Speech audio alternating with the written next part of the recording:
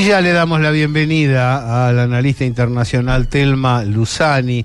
¿Qué tal, Telma? Gabriel Fernández te saluda. Hola, Gabriel, ¿cómo andás? Muy bien, feliz año. Ojalá lo hayas empezado bien, dentro de las vicisitudes que nos brinda la política nacional, ¿no? Oh, sí, exactamente, dentro de lo que podemos, tratando de pensar un poco cómo vamos a encarar el año. A ver, por lo pronto lo que lo están pensando, a su manera, son los guatemaltecos, ¿no? Porque hay el día 14, bueno, la asunción de un nuevo jefe de Estado. Contanos un poco. Has hecho una nota muy interesante al respecto que se titula Los enigmas del nuevo gobierno en un país clave en el plan regional de los Estados Unidos. Sí, en el destape. Sí, exactamente. El domingo que viene va a asumir, digamos, esperemos, ya creo que sí, porque estamos muy cerca, el día 14, pero desde que ganó el balotaje el día 20 de agosto, incluso antes, pero sobre todo después del balotaje, la verdad es que hubo una cantidad de zancadillas, digamos, políticas enormes. ¿Por qué? Primero porque este hombre que se llama Arévalo, Bernardo Arévalo, del movimiento Semilla, que es un movimiento que él fundó junto con otras personas, es un, digamos, entre comillas, ¿no? Porque la verdad que tuvo muchos cargos políticos, pero por no decir un outsider, o sea, no era esperable que él ganara, si bien es un político que ha sido diputado, ha estado en el Congreso, ha sido embajador, en fin, ha tenido muchos cargos políticos. El padre, de hecho, es un hombre muy considerado, pertenece a la familia política. El padre ha sido el presidente entre 1945 y 1951, inmediatamente después de terminada la Segunda Guerra Mundial, y era un presidente al estilo de los que había en aquel momento, como podía ser Perón, un nacionalista que pensaba, digamos, a la política de Guatemala en términos de soberanía, ¿no? Entonces, bueno, la posibilidad de que este hombre sea presidente realmente impactó mucho, sobre todo en el establishment, que no esperaba para nada este resultado electoral, y bueno, empezaron a sobre todo el Poder Judicial empezó a tratar de, bueno, decir que había habido fraude, de pedir anulación del balotaje, de cuestionar el movimiento Semilla en cuanto a su financiamiento. Y bueno, en fin, buscaron todas las artimañas posibles para intentar que este hombre no sea el próximo presidente. Lo llamativo, y ahí un poco surgió la nota, es que en octubre, o sea, prácticamente un mes y algo después de ese triunfo en el balotaje, Estados Unidos se muestra muy claramente a favor de que este hombre, Arévalo, asuma como presidente. Primero, sabemos que la OEA, la Organización de Estados Americanos, prácticamente está dirigida por Washington, por Estados Unidos. Primero lo que hacen es mandar la OEA una delegación para ver lo que está pasando en Guatemala. Inmediatamente dice que las elecciones fueron totalmente legítimas y cuestiona estas medidas que está tomando el Ministerio Público de Guatemala, ¿no? Y lo segundo es mandar a un alto cargo, y iban a mandar a Anthony Blinken, que es el canciller. No lo mandaron porque en ese momento ya se había desatado el conflicto entre Israel y Hamas, que entonces mandaron a Nicolás, se fue el nombre, bueno, que es el segundo, digamos, del Departamento de Estado, ¿no? Esto para demostrar la importancia que Estados Unidos le da a que Arévalo asuma esta Qué interesante, ¿no? En el medio tiene que haber habido varios elementos, varias instancias, varias reuniones. Sí. Entre una posición y otra.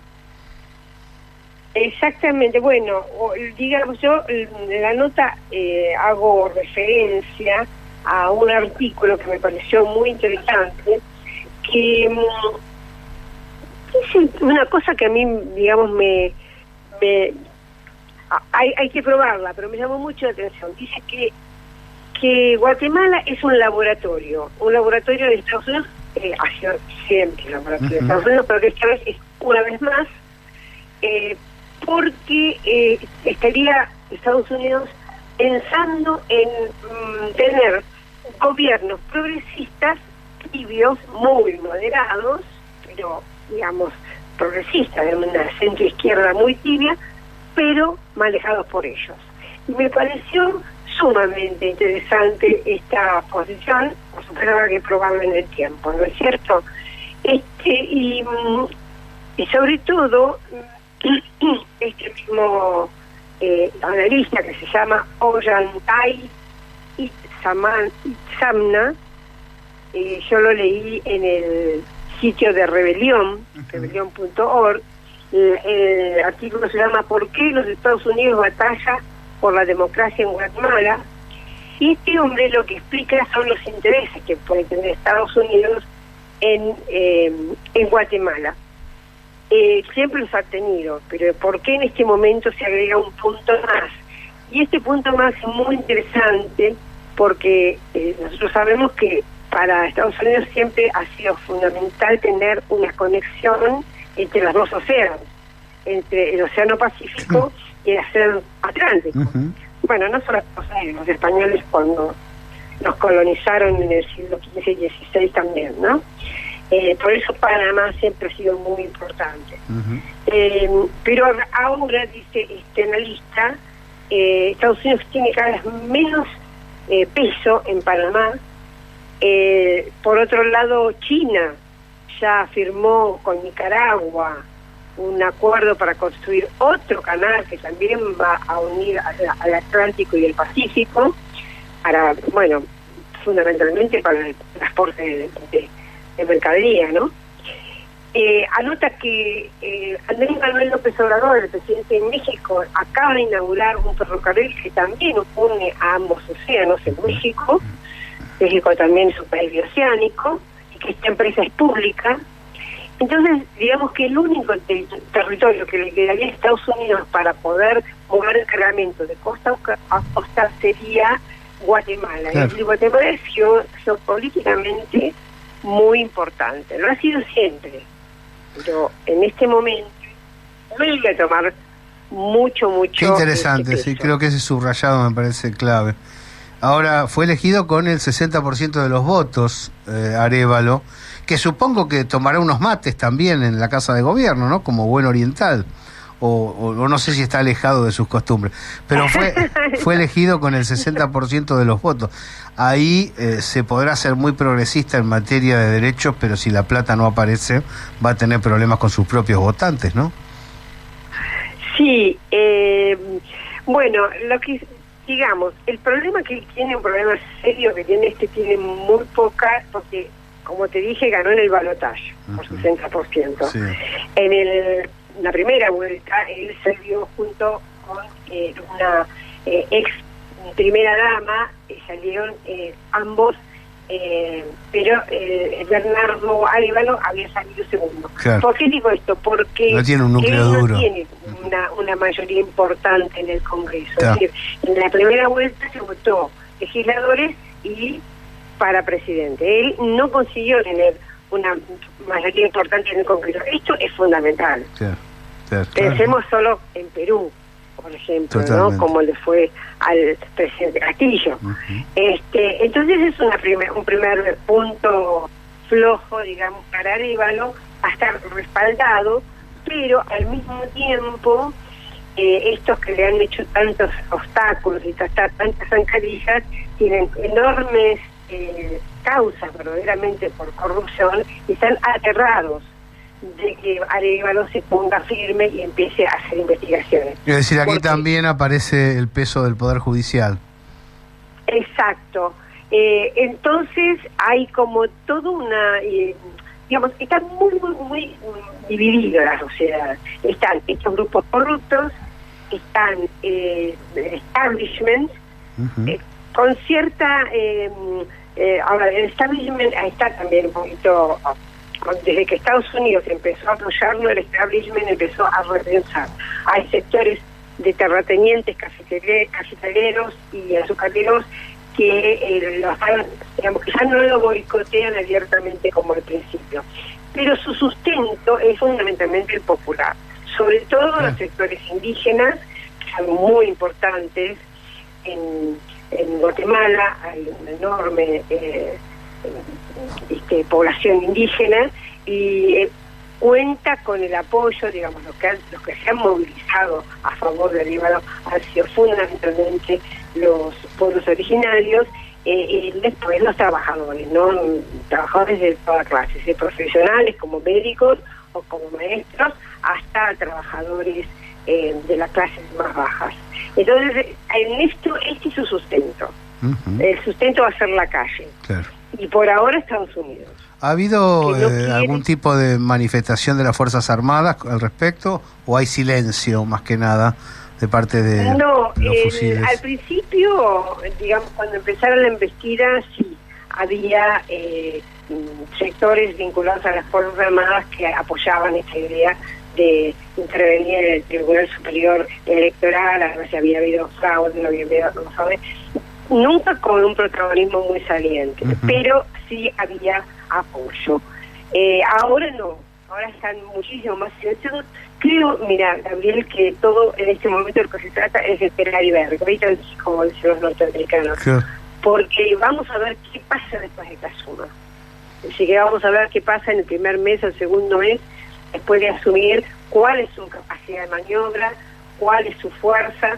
Repito, es un presidente muy tibio, socialdemócrata tibio, es decir, que eso no le da mucha chance porque va a tener que tomar medidas importantes, enfrentar medidas importantes, no tiene el perfil para eso, pero bueno, se verá, va a haber creo que una pulseada muy importante entre los sectores populares y los sectores de poder real, bancos, grandes empresarios, multinacionales, etcétera. Yo creo que va a estar ahí.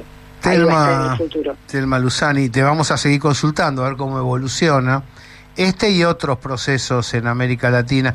Finalmente, y mientras te agradezco esta columna, te pregunto, ¿alguna consideración sobre esta política internacional que ha adoptado el gobierno de Javier Milei, quedar fuera de los BRICS? Ahora Mondino reunirse con la gente de Taiwán, algo que sabemos que genera grandes problemas también en el Mercosur, no solo en China. Bueno, contame si querés una síntesis de tu parecer. Sí, muy preocupada porque por un lado pareciera que hay una total falta de profesionalidad, pero al mismo tiempo eligen las peores de las decisiones. La decisión de los BRICS fue, en mi opinión, absolutamente equivocada, porque quien esté mirando lo que pasa en el mundo hoy se da cuenta que vamos claramente hacia un mundo multipolar, no hacia un mundo unipolar. Esto de hacer relaciones canales con Estados Unidos podría ser interesante en los 90, porque efectivamente había caído la Unión Soviética y el mundo iba hacia una instancia, hacia un pequeño capítulo unipolar en aquel momento, pero hoy es una barbaridad, es un anacronismo total. Después porque realmente las grandes economías están allá, están India y está China, entonces ya solo pensando en eso. Tercero, más allá de los BRICS, es la relación con China. Esto de Argentina jamás tuvo un acercamiento a Taiwán porque Argentina siempre reconoció que hay una sola China. Además le involucra directamente a la Argentina porque el tema de la integridad territorial es Malvinas. Exactamente. Para nosotros era fundamental defender que hay una sola China porque ellos nos defendían a nosotros en cuanto a que las Malvinas son argentinas. Esto estamos hablando en el gran tablero, en el cierto, en las Naciones Unidas, no en el chiquitaje. Thelma, te mandamos un fuerte abrazo. No, dale. Bueno, si te quedó algo en el tintero, metele nomás. Esto y bueno, y después, un tercer punto, poner a Fernando Iglesias, que es un provocador, un patotero muy conocido, como, digamos, liderando la Comisión de Relaciones Exteriores. Bueno, una locura. Es francamente querer tener el tablero para tener justificación de hacer políticas dictatoriales sin consultas, porque realmente están haciendo eso, ¿no? Están buscando una provocación de manera de que de cerrar toda posibilidad de diálogo. Eso es lo que a mí me parece y me preocupa enormemente. Un fuerte abrazo, gracias. Un beso grande.